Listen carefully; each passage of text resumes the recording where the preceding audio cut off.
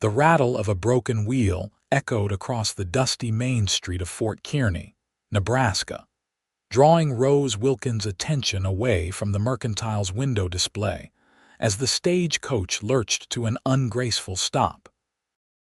It was the summer of 1872, and the merciless afternoon sun beat down on the burgeoning frontier town, turning it into a shimmering mirage of wooden buildings and parched earth. Rose tucked a wayward strand of auburn hair beneath her bonnet and smoothed down her simple blue calico dress. At 22, she had already seen enough hardship to last a lifetime. 3 years a widow after her husband succumbed to typhoid fever, she now ran her father's ranch single-handedly since his passing just 6 months prior. The Double W was all she had left in this world, and she was determined not to lose it. "Miss Wilkins," called Jeremiah Cooper, the elderly postmaster, waving an envelope as he hurried across the street with surprising agility for his 70 years. "Letter came for you on today's coach." Rose accepted the envelope with a polite smile, recognizing the handwriting immediately. "Thank you, Mr. Cooper. Any news from back east?" "Just the usual talk of progress and politics," he replied with a dismissive wave. "Nothing that matters much to folks like us out here." Rose tucked the letter into her basket, making a mental note to read her cousin's correspondence later. Right now, she needed to finish her errands and return to the ranch before sundown. The summer days were long, but the list of chores awaiting her was longer. She was about to enter the mercantile when she noticed a stranger dismounting from a magnificent buckskin horse at the hitching post. He moved with the easy confidence of a man accustomed to life in the saddle, his broad shoulders and lean frame evident despite the dust-covered duster he wore. When he removed his hat to wipe his brow, Rose caught a glimpse of dark hair and sun-bronzed features that might have been carved from the Nebraska landscape itself. Their eyes met briefly across the street, and Rose felt an unexpected flutter in her chest. She quickly looked away, chastising herself for such schoolgirl foolishness. She had a ranch to run and cattle to tend. There was no room in her life for distractions, handsome or otherwise. Inside the mercantile, Mr. Peterson greeted her warmly. "Afternoon, Miss Rose. Your order's all ready." "Thank you," she replied, placing her basket on the counter. "I'd like to add 20 pounds of sugar and 10 of coffee, if you please. The harvest hands will be arriving next week, and they eat like locusts." "Smart planning," said a deep voice behind her. Rose turned to find the stranger standing there, his hat held respectfully in his hands. Up close, she could see his eyes were a startling shade of blue against his tanned skin. "Nathan Jameson," he introduced himself with a slight nod. "Just rode in from Kansas City." "Rose Wilkins," she replied, offering a brief but polite smile. "Welcome to Fort Kearny, Mr. Jameson." "Call me Nate, please," he said, his smile revealing a small dimple in his right cheek. "I hear you might be looking for hands at the Double W." Rose's eyebrows rose in surprise. "News travels fast." "Small towns always do," Nate replied with a shrug. "I've been working cattle since I was 13. Started as a drover, worked my way up to foreman on the Cimarron Trail." Mr. Peterson chuckled. "You'd be lucky to get him, Rose. The Jameson name is known in cattle circles." Rose assessed the man before her with a practiced eye. His hands were calloused, his stance steady, and there was an intelligence in his gaze that suggested he was more than just muscle. Still, she'd learned caution the hard way. "I don't hire strangers on reputation alone, Mr. Jameson. If you're serious about work, come out to the ranch tomorrow morning. We'll see what you're made of." Nate's smile widened. "Yes, madam, I'll be there at sunrise." True to his word, Nathan Jameson arrived at the Double W just as the first golden rays of sunlight crept over the eastern horizon. Rose was already in the barnyard, dressed in practical riding skirt and boots, her hair braided and tucked beneath a wide-brimmed hat.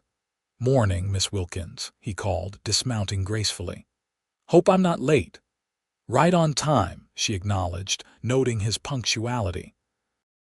"We've got 50 head to move to the north pasture today, and a section of fence that needs mending." Nate nodded, his eyes taking in the modest but well-maintained ranch house, the sturdy barn, and the corrals beyond. "Nice place you have here." "It's seen better days," Rose admitted, "but we manage. My foreman, Charlie, will show you the ropes. He's in the barn." Charlie Blackburn was a grizzled veteran of 3 cattle drives and more winters than he cared to count. He sized Nate up with narrowed eyes and a grunt that might have been approval. "So you're the Kansas City Cowboy," Charlie said, testing a lariat with practiced hands. "Let's see if you can rope as good as you talk." Nate took the challenge in stride, accepting a saddle from the tack room and approaching the corral where several horses watched with cautious interest. To Rose's surprise, he bypassed the gentler mounts and headed straight for a spirited black gelding that even Charlie approached with caution. "That's Demon," Charlie warned. "Not the horse I'd recommend for your first day." "We'll get along fine," Nate replied confidently, speaking softly to the horse as he approached. The gelding's ears flicked forward with interest, and within minutes, Nate had saddles, bridled, and mounted the animal with hardly a protest from the usually temperamental beast. Charlie's bushy eyebrows shot up. "Well, I'll be." Rose tried not to look impressed. "Let's see how you handle actual work, Mr. Jameson. Talk and horse whispering won't mend fences or move cattle." As the morning wore on, Rose found herself repeatedly surprised by their new hands' capabilities. Nate rode with the easy grace of a man born to the saddle, handled cattle with quiet authority, and mended fence with efficient skill. By midday, even Charlie was grudgingly respectful. "Where'd you learn to work like that?" Charlie asked as they paused for a meal of cold biscuits and jerky beneath the sparse shade of a cottonwood. "My father ran cattle in Missouri before the war," Nate explained, accepting the canteen Rose offered. "After he died at Shiloh, my mother moved us to my uncle's place in Kansas. Been working livestock ever since." "What brings you to Nebraska?" Rose asked, curious despite herself. A shadow crossed Nate's face. "Looking for a fresh start, I suppose. Kansas got complicated." There was a story there Rose knew, but she didn't press. Everyone on the frontier had parts of their past they preferred not to discuss. What mattered was the present, and the fact that Nate Jameson was the most capable hand she'd seen in years. "The job pays $30 a month, room and board included," she said decisively. "Sundays off unless there's an emergency." "You interested, Mr. Jameson?" His smile returned, warming those blue eyes. "I believe I am, Miss Wilkins." The weeks that followed fell into a comfortable rhythm. Nate proved himself invaluable around the ranch, taking on the hardest tasks without complaint, and often finishing his work only to help Rose with hers. He had a gentle way with animals and an uncanny ability to anticipate problems before they arose. Charlie, initially suspicious, soon came to rely on the younger man's strength and skill. "Boy's got good instincts," he told Rose one evening as they watched Nate calm a spooked mare with nothing but soft words and patient hands. "Don't know where you found him, but we're lucky to have him." Rose nodded, unwilling to admit how often she found her gaze drawn to Nate as he worked. There was something compelling about his quiet competence, the way his shoulders moved beneath his shirt as he chopped wood, the gentle smile he offered when catching her eye across the yard. "He's a good worker," she said neutrally. "That's all that matters." But it wasn't all that mattered, and Rose knew it. For the first time since her husband's death, she found herself caring about how she looked before leaving her bedroom each morning. She caught herself making excuses to be where Nate was working, bringing water or food when Charlie could have done it just as easily. One evening in late July, Rose was checking the books at her father's old desk when a knock came at the door. "Come in," she called, expecting Charlie with his nightly report. Instead, Nate entered, hat in hand, looking uncharacteristically nervous. "Evening, Miss Rose. Hope I'm not disturbing you." "Not at all," she replied, setting aside her pencil. "Is something wrong?" "No, madam," he said, then hesitated. "Actually, I was wondering if you might like to accompany me to the social in town Saturday night. Mrs. Peterson mentioned it when I was picking up supplies this morning." Rose stared at him, caught completely off guard. "The social?" "Yes, madam." Nate shifted his weight slightly. "I understand if you'd rather not. It's not exactly proper with me being your employee and all. The sensible thing would be to decline." Rose knew this. Maintaining proper boundaries was essential for a woman in her position. And yet, "I'd be delighted," she heard herself say. "Thank you for asking, Mr. Jameson." His smile could have lit the darkest prairie night. "I'll hitch up the wagon at 6 then, if that suits you." "That would be fine," she replied, trying to sound more composed than she felt. After he left, Rose pressed her hands to her flushed cheeks, wondering what on earth had possessed her. 3 years a widow, and she'd never once considered attending a social. There had been offers, of course. Fort Kearney had no shortage of lonely men, but none had tempted her from her solitude. Until now. Until Nate. Saturday arrived with alarming speed. Rose spent the afternoon in a flurry of preparation, digging out her best dress, a navy blue affair with delicate lace at the collar and cuffs, and pinning her hair in a more elaborate style than her usual practical braid. She even found the small bottle of rose water her cousin had sent from Philadelphia last Christmas, dabbing it cautiously at her wrists and throat. When she descended the porch steps at 6 o'clock, the expression on Nate's face made all her efforts worthwhile. He stood beside the freshly washed wagon, wearing a clean white shirt and his best denims, his dark hair still damp from washing and combed neatly back. "Miss Rose," he breathed, "you look beautiful." She felt herself blush like a schoolgirl. "Thank you, Mr. Jameson. You look quite handsome yourself." The journey to town passed in companionable conversation. Nate told stories of his years on the cattle trails, painting vivid pictures of stampedes and river crossings that had Rose alternately gasping and laughing. For her part, she shared memories of growing up on the ranch, of the challenges and joys of frontier life. "Your father must have been a remarkable man," Nate observed as Fort Kearney came into view, its buildings glowing golden in the setting sun. "He was," Rose agreed, a familiar ache in her chest. He believed in this land when everyone told him he was a fool, said a person could make paradise anywhere with enough hard work and faith. "Sounds like his daughter takes after him," Nate said softly. The social was held in the newly completed schoolhouse, its rough-hewn walls decorated with paper streamers and wildflowers.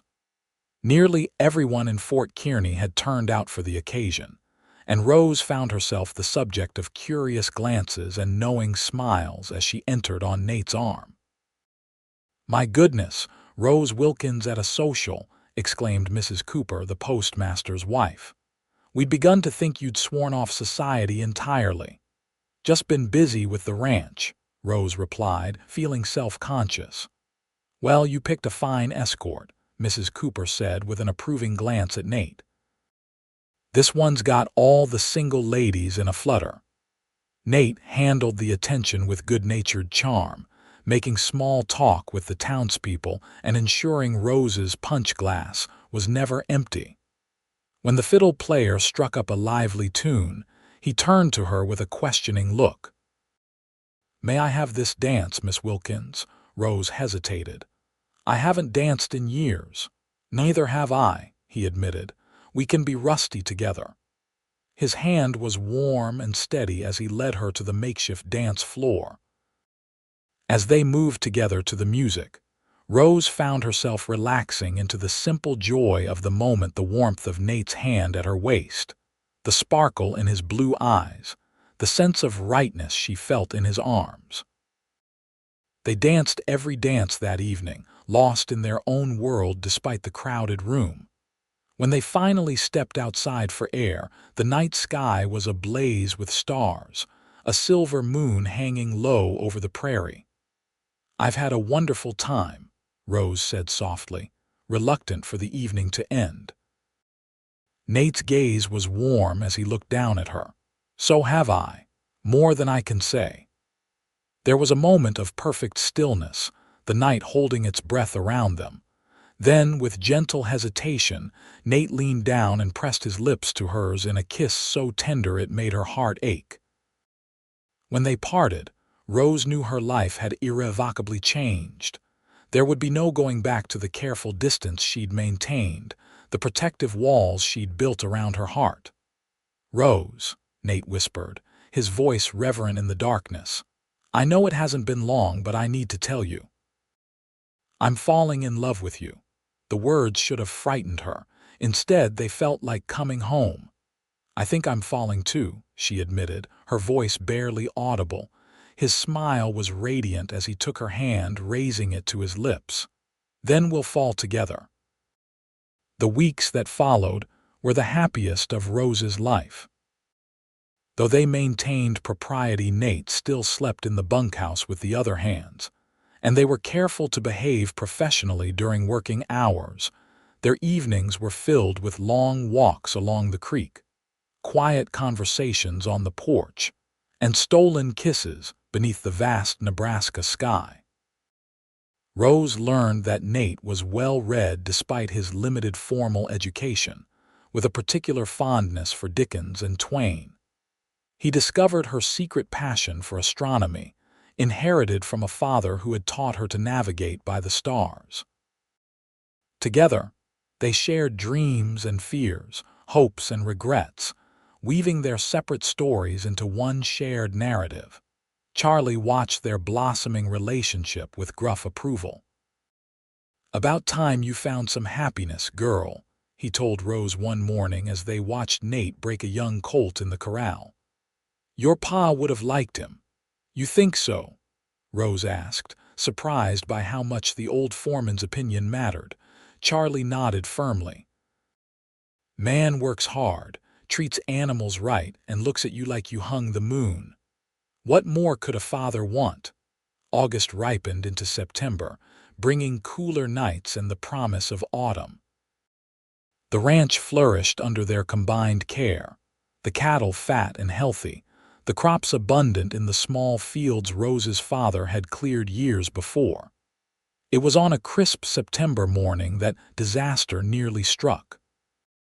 Rose and Nate were inspecting the northern fence line when they spotted a young bull that had somehow become separated from the main herd. The animal was agitated, pawing at the ground and snorting ominously. That's strange fury, Rose said, recognizing the distinctive white blaze on the bull's face. Father brought him in from Texas last year. He's always been trouble. Nate frowned. Let's circle wide and herd him back slowly. No sudden movements. They separated, planning to approach the bull from opposite sides to guide him back toward the herd. Rose moved her mare carefully, keeping her voice low and soothing as she edged closer to the animal. What happened next occurred with terrifying speed. A rabbit burst from the tall grass, startling Rose's mare, which whinnied and stepped backward. The sudden movement caught the bull's attention, and in an instant, his demeanor changed from agitation to aggression. With a bellow that seemed to shake the very ground, strange fury lowered his massive head and charged across the field directly toward Rose. Her mare reared in panic, throwing Rose from the saddle. She hit the ground hard, the impact knocking the wind from her lungs and sending pain shooting through her ankle.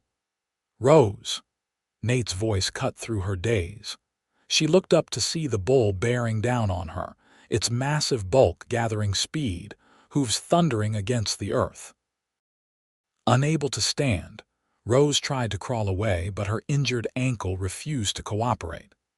The bull was mere yards away now, its eyes rolling with rage, foam flecking its muzzle. In that terrible moment, Rose saw Nate urge his horse into a gallop, racing toward her with desperate speed. What he did next would be seared into her memory forever. Instead of trying to distract the bull or drive it away, Nate threw himself from his saddle directly into the animal's path, placing his body between Rose and the charging beast. The impact was horrific. The bull's massive head caught Nate squarely in the chest, tossing him like a rag doll through the air. He landed in a crumpled heap several yards away, motionless in the tall grass. The bull, momentarily confused by the unexpected obstacle, veered away and continued its charge past Rose. Her mare, still panicked, bolted across the field, drawing the animal's attention away. "Nate!" Rose screamed, forcing herself to her feet despite the searing pain in her ankle. She stumbled to where he lay, terror clutching at her heart. He wasn't moving. Blood trickled from a gash on his forehead, and his breathing came in shallow, labored gasps. "Nate, please," she pleaded, cradling his head in her lap, tears streaming down her face. "Please don't leave me." His eyelids fluttered and he coughed weakly.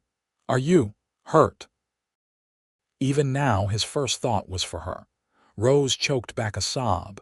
"No, thanks to you, but you foolish, brave man, why did you do that?" A hint of his familiar smile tugged at his bloodied lips. "Couldn't let anything happen to you, love you too much." Then his eyes closed again, and Rose felt cold fear wash over her. Somehow, she managed to signal the ranch with her father's old emergency whistle, a piercing sound that carried across the open prairie. Within 20 minutes, Charlie arrived with 2 hands, their expressions grim as they took in the scene. "Get him back to the house," Rose commanded, her voice steadier than she felt. "And send Thomas for Dr. Henderson in town. Hurry!" The journey back to the ranch was agonizing. Each jolt of the makeshift stretcher drew a moan from Nate's unconscious form, tearing at Rose's heart. By the time they reached the house, her skirt was soaked with his blood, her face streaked with tears she no longer tried to hide. Charlie and the men carried Nate to Rose's own bedroom, laying him gently on the bed she insisted was more comfortable than any in the bunkhouse. Rose set aside her pain and fear, becoming the capable frontier woman circumstances had forced her to be. She cut away Nate's bloodied shirt, cleaned his wounds with warm water and whiskey, and bound his obviously broken ribs as best she could. Dr. Henderson arrived just before sunset, his weathered face grave as he examined the injured man. 3 broken ribs, he confirmed, his fingers gentle but firm as they probed Nate's chest. Possible internal bleeding. Concussion for certain. He looked up at Rose, who hovered anxiously nearby. "He took the full force of a charging bull, you say?" "To save me," Rose whispered, fresh tears threatening. The doctor shook his head in wonder. "It's a miracle he's alive at all. Most men would have been killed instantly." "Will he?" Rose couldn't finish the question. Dr. Henderson sighed. "The next 48 hours will tell. Keep him still. Try to get water into him when he's conscious and pray. That's all we can do for now." Those 48 hours were the longest of Rose's life. She refused to leave Nate's side, bathing his fevered brow with cool cloths, moistening his parched lips with water, and speaking to him constantly, even when he showed no sign of hearing her words. Charlie tried to convince her to rest. "You can't help him if you collapse yourself," he argued. "I won't leave him," Rose replied with quiet determination. He didn't leave me when that bull charged. I won't leave him now." On the second night, Nate's fever spiked dangerously high. He thrashed in delirium, calling out names Rose didn't recognize, reliving battles she knew nothing about. She held him as best she could without disturbing his bandaged ribs, murmuring reassurances and prayers in equal measure. "Please don't take him," she whispered to whatever power might be listening. "I've lost everyone else. Don't take him too." Near dawn, Nate's fever broke at last.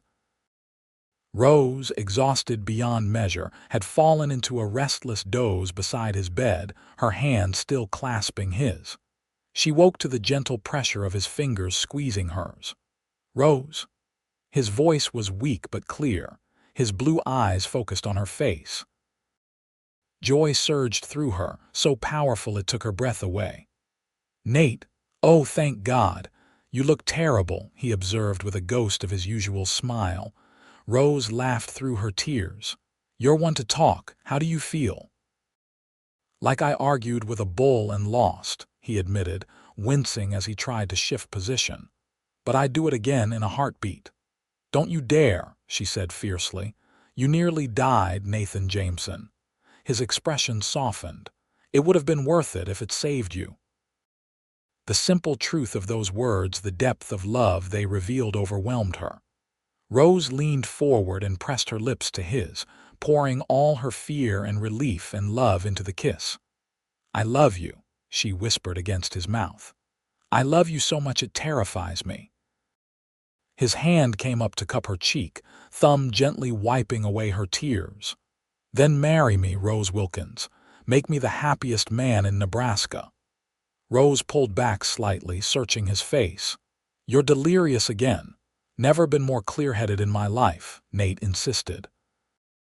"I know it's sudden and I have nothing to offer but my hands and my heart," but she silenced him with another kiss. "Yes," she said simply when they parted. "Yes, I'll marry you." His smile was like sunrise breaking across the prairie.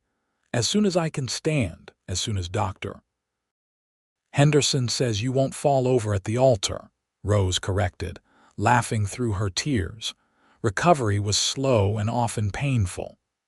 Nate's ribs healed gradually, but he chafed at the enforced idleness. Rose found herself in the unusual position of having to order him to rest, threatening to withdraw her acceptance of his proposal if he didn't follow the doctor's instructions. "You're a hard woman, Rose Wilkins," he complained good-naturedly, as she refused to let him help with the evening chores. "Using our future happiness as leverage." "Whatever works," she replied primly, though her eyes danced with amusement. "I didn't save you from that bull just to have you collapse from overdoing things." Nate caught her hand, his expression suddenly serious. "You did save me, you know. Not just from the bull, but from myself. Before I came here, I was just drifting, never putting down roots, never letting myself care too deeply." Rose sat beside him on the porch swing, her heart full as he continued. "My mother died while I was away at war," he said quietly. "My brother 2 years later in a saloon fight. I'd convinced myself it was easier not to love, not to belong anywhere. Then I met you." He brought her hand to his lips, pressing a kiss to her palm. "You gave me something to live for, Rose, something to fight for. A home." "We'll make it a good one," she promised, resting her head on his shoulder. "Together." They were married on the first Sunday in October, with the prairie ablaze in autumn colors and the first hint of winter in the air. The ceremony was simple but joyful, held in the small white church in Fort Kearney. Rose wore her mother's wedding dress, carefully preserved in lavender for 20 years, while Nate cut a handsome figure in a new suit purchased from the Mercantile's special order catalog. Charlie gave the bride away, his weathered face suspiciously damp beneath his carefully combed gray hair. "Your pa would be proud," he whispered as he placed Rose's hand in Nate's. "Both of them would." The town turned out in force for the celebration afterward, with tables groaning under the weight of potluck dishes and Mrs. Peterson's three-tiered wedding cake. There was dancing and laughter, speeches and toasts, the community coming together to celebrate new beginnings. As the sun began to set, Nate led Rose away from the festivities to a quiet spot beneath an old oak tree. "Happy, Mrs. Jameson?" he asked, his arms encircling her waist.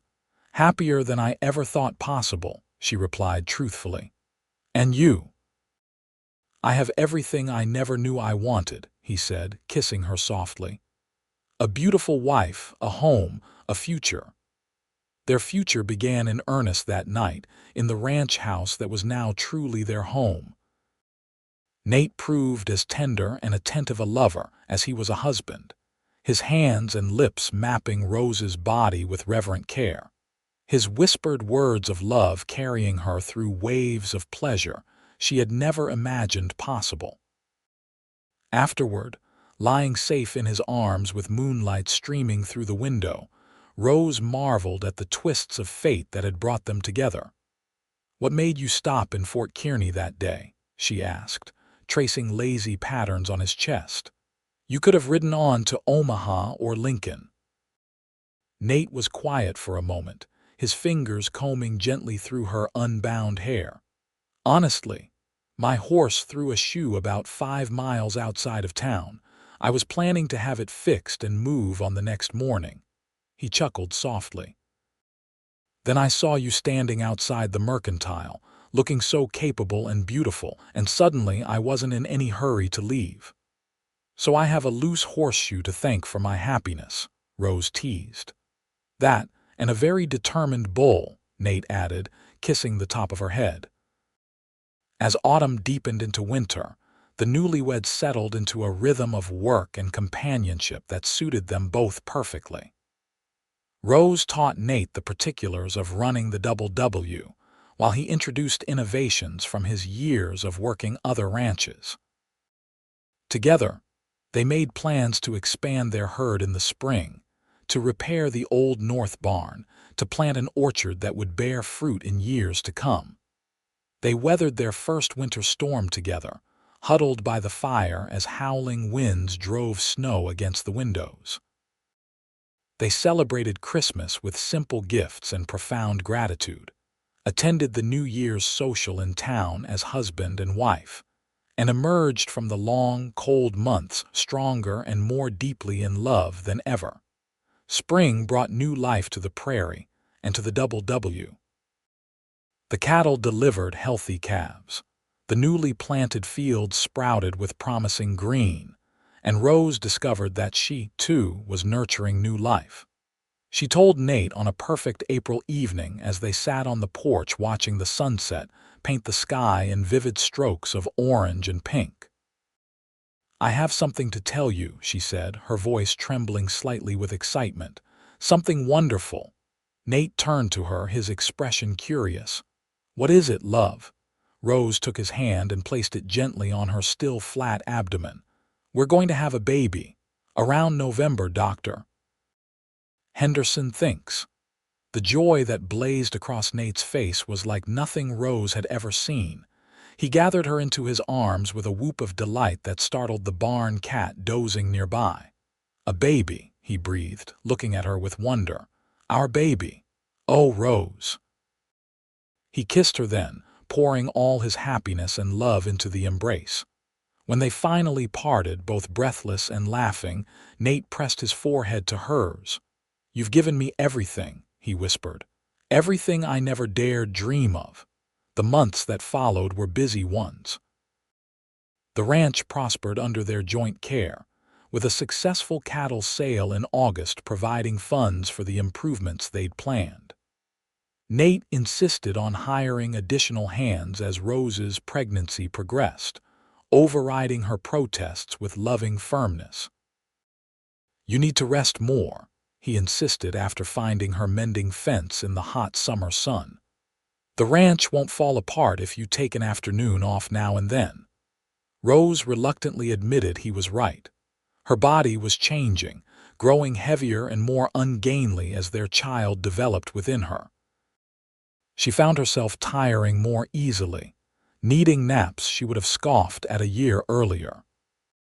Nate was endlessly patient, massaging her swollen feet in the evenings, constructing an elaborate cradle from cherry wood in his spare time, and reading aloud from dog-eared novels as they sat together before the fire.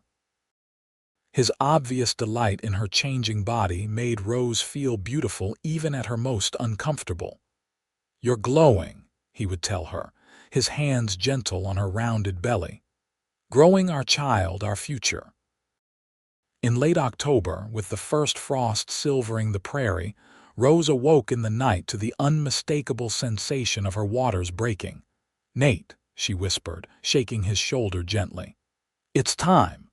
The next 12 hours were a blur of pain and determination. Mrs. Peterson and the midwife arrived shortly after dawn, shooing a pale-faced Nate from the bedroom with assurances that everything was progressing normally. Charlie kept him occupied with ranch tasks, though Nate's distraction was obvious to everyone. "Women have been doing this since the beginning of time," Charlie reminded him as they mended harness in the barn, the sound of Rose's labor occasionally drifting through the open window. "Your Rose is strong as they come." Nate nodded, his hands uncharacteristically clumsy with worry. "I just wish I could help her somehow."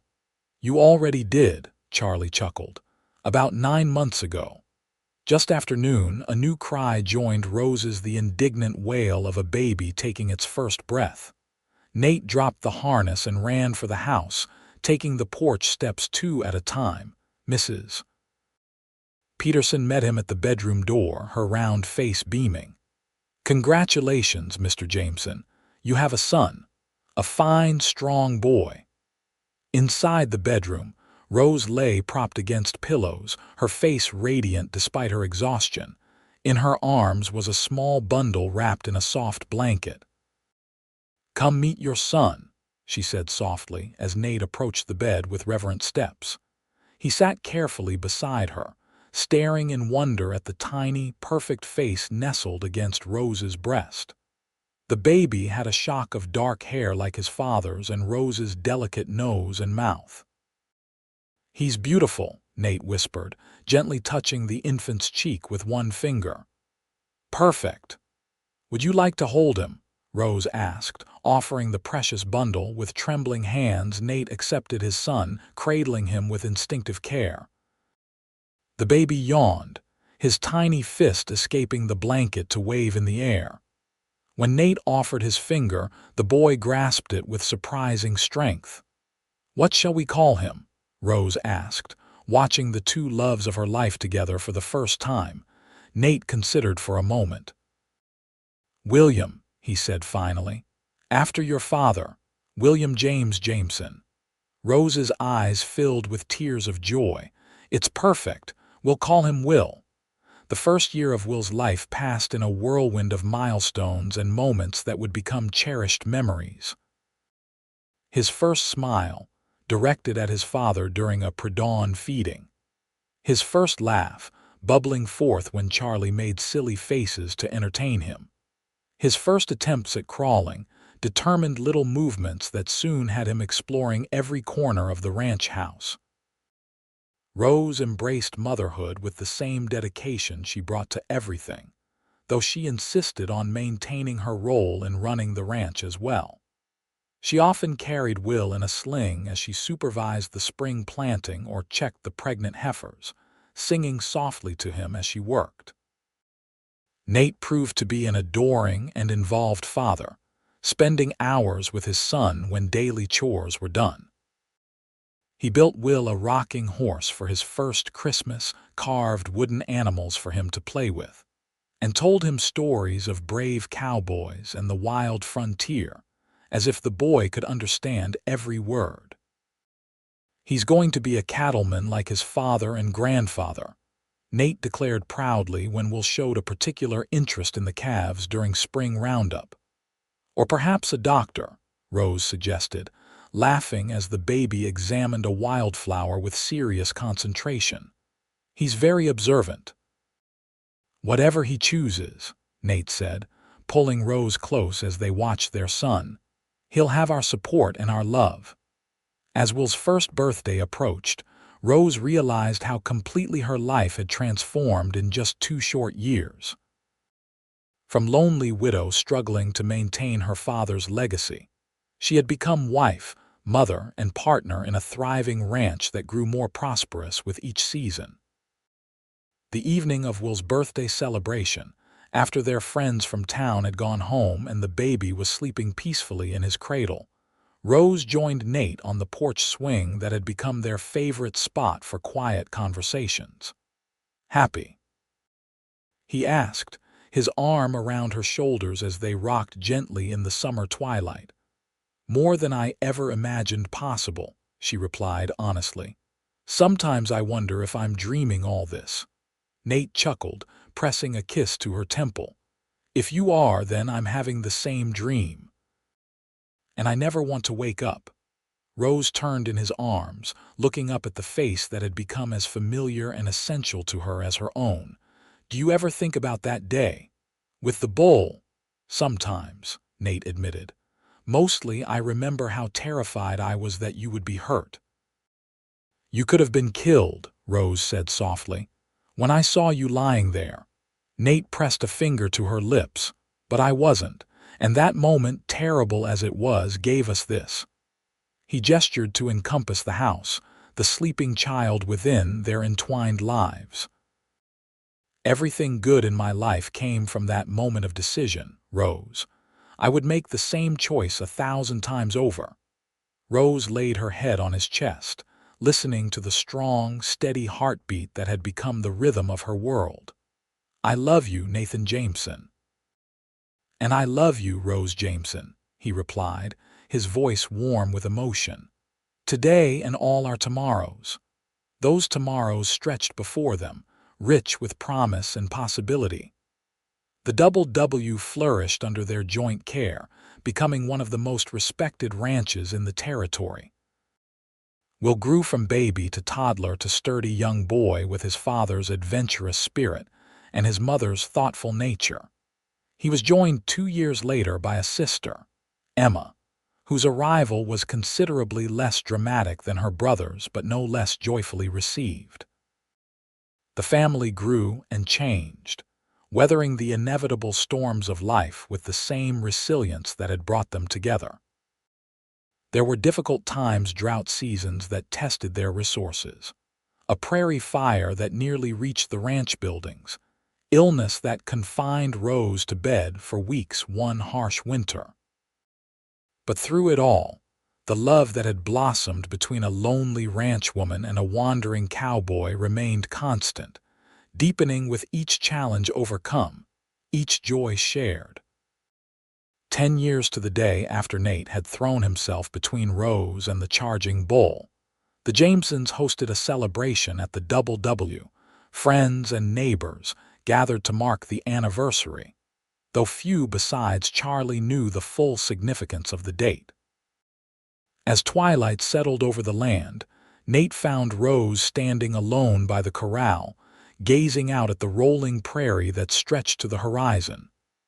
"Penny for your thoughts, Mrs. Jameson," he said, coming to stand beside her. Rose smiled up at him, noting the silver threading through his dark hair, the laugh lines at the corners of his eyes that she found more handsome than the smooth face of the young cowboy she'd first met. "I was thinking about how a single moment can change everything," she said, leaning into him as his arm encircled her waist. "One decision, one act of courage."